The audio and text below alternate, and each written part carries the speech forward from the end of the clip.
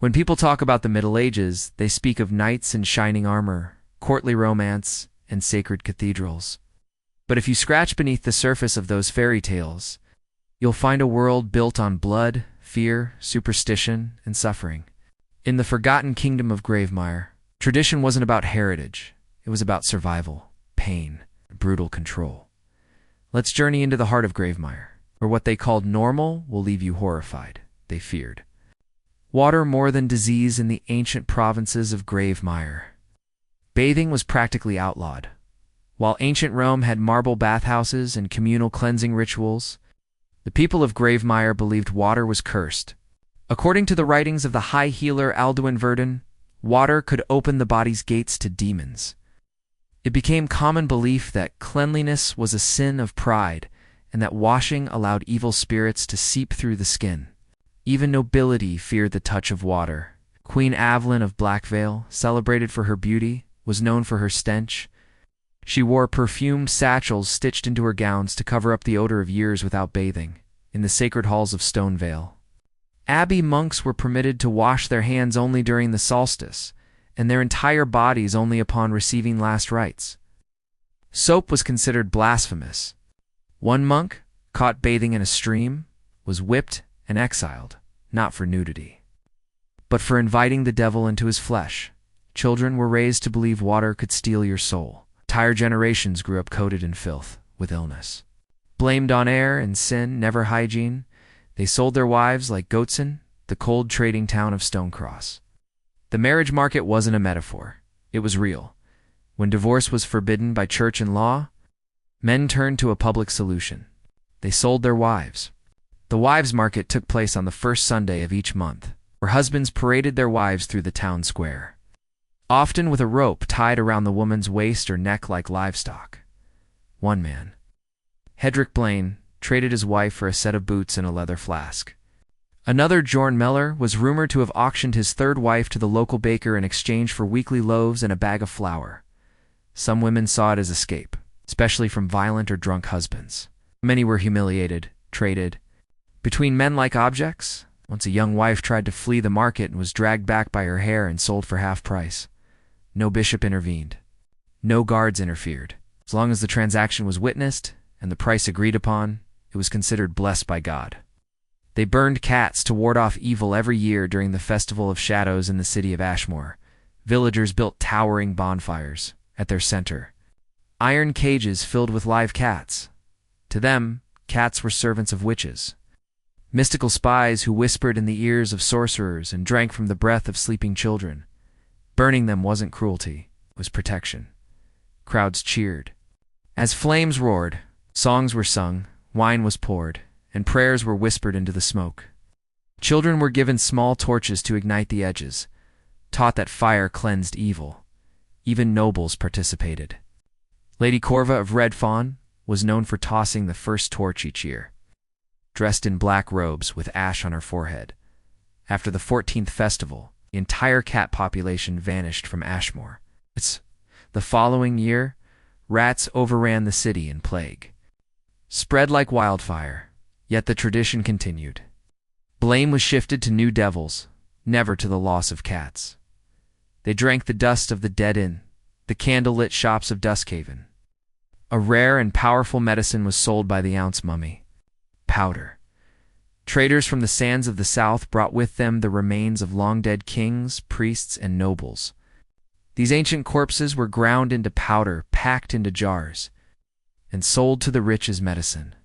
The belief was that a body preserved for centuries contained powerful magic, life energy strong enough to heal the sick or enhance virility. The older the corpse, the more potent the powder.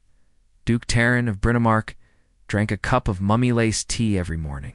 His mistress rubbed it into her cheeks as a beauty balm.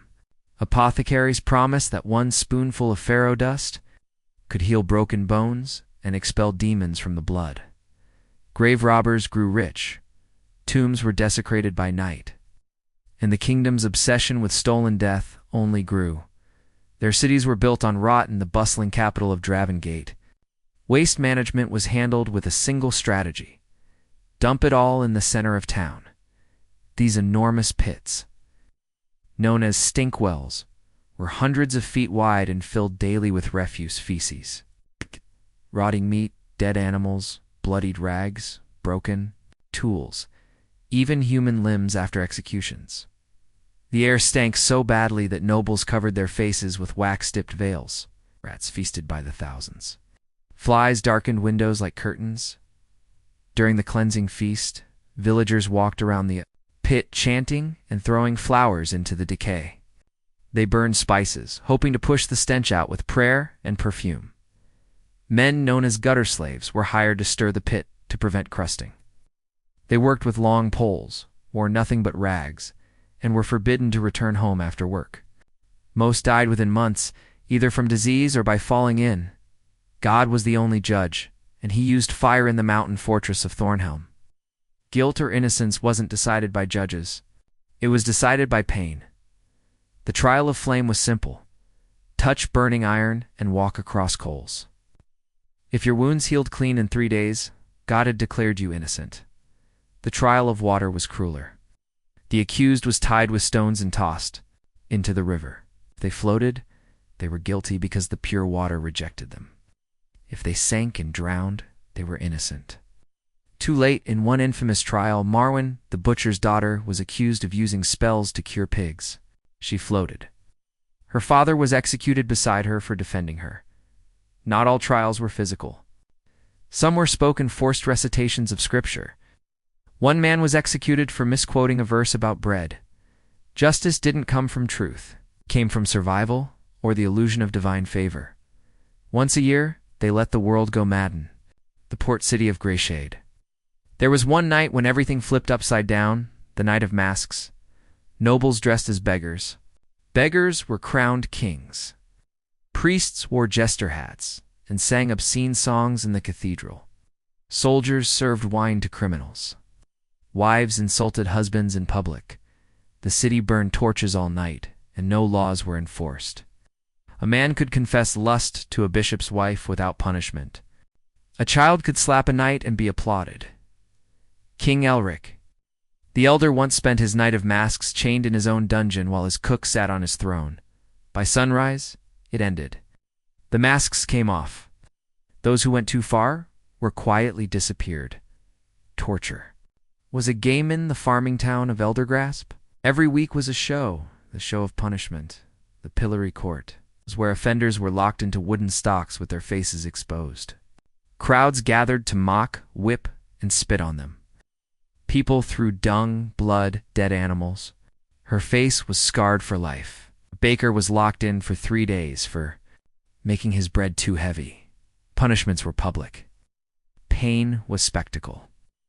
And the more the victim cried, the louder the applause. These were not isolated incidents. These were the customs of an entire age, celebrated, repeated, and passed down. With pride, Gravemire was not a land of heroes and honor. It was a kingdom where filth was holy, women were currency, cats were demons, and the dead were medicine. So the next time someone says things were better in the old days, ask them this: would you have survived the Middle Ages?